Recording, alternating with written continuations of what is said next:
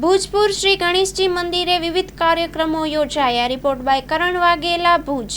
શ્રી ભુજપુર દશનામ ગોસ્વામી સમાજ દ્વારા રમણીકગીરી ગોસ્વામીના 78મા જન્મદિવસની ભુજપુર ગણેશજી મંદિર જીવદયા કાર્યો સાથે અનોખી ઉજવણી કરવામાં આવી હતી। સવારે અભિષેક, પૂજા, થાળ આરતી તથા ગૌમાતાની પૂજા આરતી કરવામાં આવેલ। બપોરે સત્યનારાયણની કથા યોજાઈ હતી।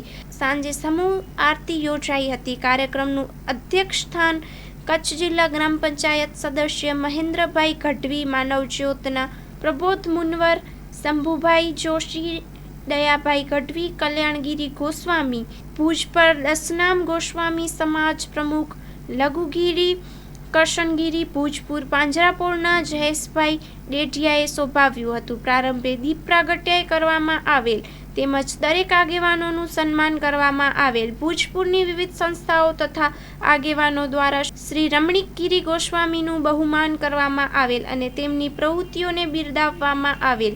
આ પ્રસંગે જયંતિગીરી ગોસ્વામી, ભરતગીરી ગોસ્વામી, મનોજભાઈ, કેશવજીભાઈ દેઢિયા, રતનભાઈ ગઢવી, વાલજીભાઈ ગઢવી, જટુભા સોઢા, પ્રતાપસિંહ સોઢા, કિરીટસિંહ જાડેજા, નટવરભાઈ દરજી, રાજેશભાઈ મહિલા મંડળના પ્રમુખ પુષ્પાબેન તથા સત્સંગ મંડળ બહેનો ખાસ ઉપસ્થિત રહ્યા હતા। આ પ્રસંગે માનવ જ્યોત દ્વારા કુંડા, ચકલી ઘર, કાપડની થેલીઓનું નિઃશુલ્ક વિતરણ કરવામાં આવેલ। કચ્છ જિલ્લા પંચાયતના પૂર્વ ચેરમેન શ્રી મહેન્દ્રભાઈ ગઢવીએ જણાવ્યું હતું કે રમણીકગીરીભાઈ વર્ષોથી પોતાનો જન્મદિન જીવદયા કાર્યો તથા પુસ્તકો પ્રસિદ્ધ કરીને ઉજવતા હોય છે, જે પ્રેરણારૂપ છે। ડાયાલાલભાઈ ગઢવીએ જણાવ્યું હતું કે આજે સત્કાર્ય કરનારાઓ ઓછા જોવા મળે છે, ત્યારે થઈ રહેલું કાર્ય અતિ શ્રેષ્ઠ છે। તેઓ શ્રીએ માનવ જ્યોતના વિવિધ સેવા કાર્યોને બિરદાવ્યા છે। માનવ જ્યોતના પ્રબોધ મુનવરે કુંડા, ચકલી ઘર દરેક ઘરે વસાવી જીવદયા કાર્યક્રમમાં સૌને જોડાવવા જણાવ્યું હતું। રમણીકગીરીએ જણાવ્યું હતું કે ગણેશજીની કૃપાથી વિવિધ સેવા કાર્યોમાં જોડાઉં છું। દીન દુખિયાની સેવા અને જીવદયાના કાર્યો વર્ષોથી કરતો આવ્યો છું। કાર્યક્રમનું સંચાલન આશાનંદભાઈ ગઢવીએ જાહેર આભાર વિધિ રમણીકગીરી ગોસ્વામી દ્વારા કરેલ। વ્યવસ્થા કિરણ ગોસ્વામી, હસમુખગીરી ગોસ્વામી તથા કાર્યકરોએ સંભાળી હતી। મારું નામ રમણીકગીરી બેચરગીરી ગોસ્વામી। 78મા જન્મદિવસ પ્રસંગે આજે શ્રી ગણેશ મંદિરના પ્રટાંગણમાં સત્સંગ સભાનું આયોજન કરવામાં આવ્યું હતું।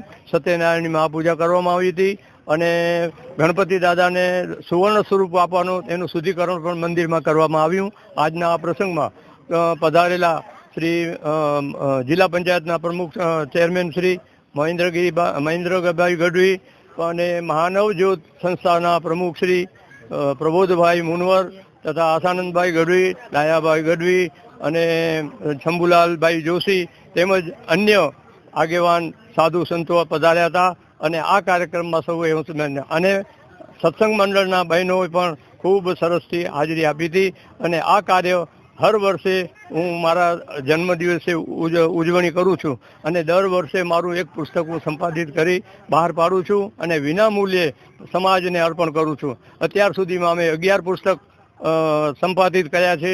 એમાં એક પુસ્તક 4 વખત 4 આવૃત્તિ 4000 પુસ્તક બહાર પાડ્યા છે અને હજી પણ એની માંગ ચાલુ રહેશે અને અત્યારે એક પુસ્તક ચાલુ છે, એનું પુનરાવર્તન આવતા વર્ષે કરશું। હમણાં અધૂરું હતું હોવાથી હમણાં કાર્યક્રમમાં નથી કરી શક્યા અને જે જન્મદિવસ કેમ ઉજવવો એ મારું એક ખાસ ધ્યેય છે જનતાને આપવા માટે સંદેશ કે તમે જન્મદિવસે દીવા ઉજવીને દીવા બુજાવીને કે કેક કાપીને નહીં પણ પ્રસાદ માતાજી કે મંદિરમાં ધાર ધરાવી અને એનો પ્રસાદ વેચવાનો આપણે પ્રયાસ કરવો જોઈએ। આ કેક કાપવાથી આપણા સંસ્કારમાં નથી। આ સંસ્કારને લીધે આવા સંસ્કારો મળે એટલે હું બધા ભાઈઓ બહેનોને ભેગા કરું છું અને આ સત્સંગમાં બધા ભેગા થાય છે ત્યારે સર્વને મારા એક સંદેશો હોય છે। બીજું પુસ્તક માટે કે આજે બધાને વાંચવાનો સમય નથી, એમ જ કહે છે કે વાંચવાનો સમય નથી, પણ આપણા સંસ્કાર જો છે ને સત્સંગ અને પુસ્તક વગર સંસ્કાર નહીં આવે આપણા ઘરમાં અને આપણા ઘરમાં 5 પુસ્તક સારા પડ્યા હશે ને તોય ક્યારેક કોઈ હાથમાં લેશે તો એને અંદર ફોટા કે એની અંદર સ્ટોરી ઇતિહાસ બાળકોને જાણવા મળશે તો જરૂર એ સત્સંગ તરફ અને આપણા સંસ્કાર તરફ વળી શકશે। તો આ ધ્યેયથી હું મારું આ કાર્ય કરી રહ્યો છું।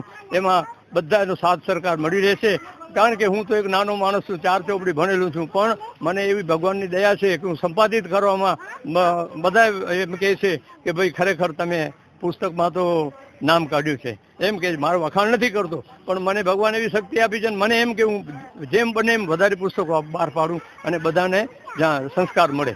અત્યારે પણ અહીંયા પાંજરાપોળમાં મેં એવા બેનર મૂક્યા છે કે જનતાને શીખવાનું મળે એમાંથી. મારે એ જ છે કે બધાને શીખો, કંઈક જાણો, પણ ક્યારે તમે વાંચશો તો જાણવાનું મળશે. એ ધ્યેયથી હું બધું આ કાર્ય કરી રહ્યો છું. અસ્તુ ગણેશ, જય ગણેશ, જય ભારત માતા કી જય. અમારા ગામના શ્રી રમણીકગીરી ગોસ્વામીનો આજે 78મો જન્મદિવસ હતો. રમણીકગીરી બહુ જ આધ્યાત્મિક મનોવૃત્તિના માણસ છે અને એ પોતાનો જન્મદિવસ કોઈને કોઈ રીતે સમાજના ઉપયોગી કામોમાં જોડતા હોય છે. આજના જન્મદિવસમાં એમની સાથે, એમની પ્રવૃત્તિઓ સાથે વર્ષોથી જોડાયેલા પ્રબોધભાઈ મુનવર અને જોશીભાઈ, હું જોઉં છું છેલ્લા લગભગ 10-12 વર્ષથી એક મુંબઈથી અહીંયા જ્યારથી આવ્યા છે ત્યારથી પ્રબોધભાઈને પણ વર્ષમાં એકવાર અમારે અહીંયા આ કાર્યક્રમમાં મળવાનું થઈ જ જાય છે.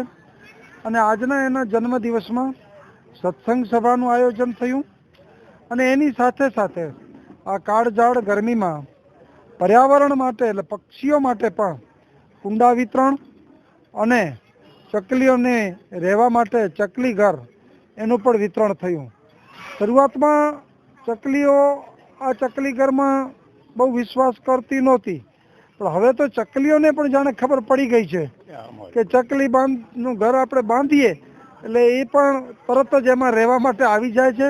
એટલે આમંત્રણ જેને કે ચકલીઓ માટેને પણ આજે એના જન્મદિવસ નિમિત્તે ભુજપુરમાં આજે ઘણા બધા ચકલીઘર અને કુંડાઓનું વિતરણ થયું છે. તો એ ચકલીઓમાં પણ આ આપના માધ્યમથી કદાચ ચકલીઓ આ સાંભળતી નહીં હોય, પરંતુ આ જેવા ઘર બંધાશે એની સાથે ચકલીઓ એના ગ્રહ પ્રવેશ કરશે. એટલે એક પર્યાવરણ અને પ્રકૃતિનો સારું એક કામ એ રમણીકગીરીજીએ અને એની સાથે પ્રબોધભાઈ અને જોશીભાઈએ આજે અહીં શરૂ કર્યું અને આ એક પ્રકૃતિના કાર્યમાં સહભાગી થવાનો અમને બધાને પણ મોકો મળ્યો અને એમને આજ આપના માધ્યમથી પણ રમણીકભાઈને અને આવી પ્રવૃત્તિ બધા કરનારોને ખૂબ ખૂબ શુભેચ્છા.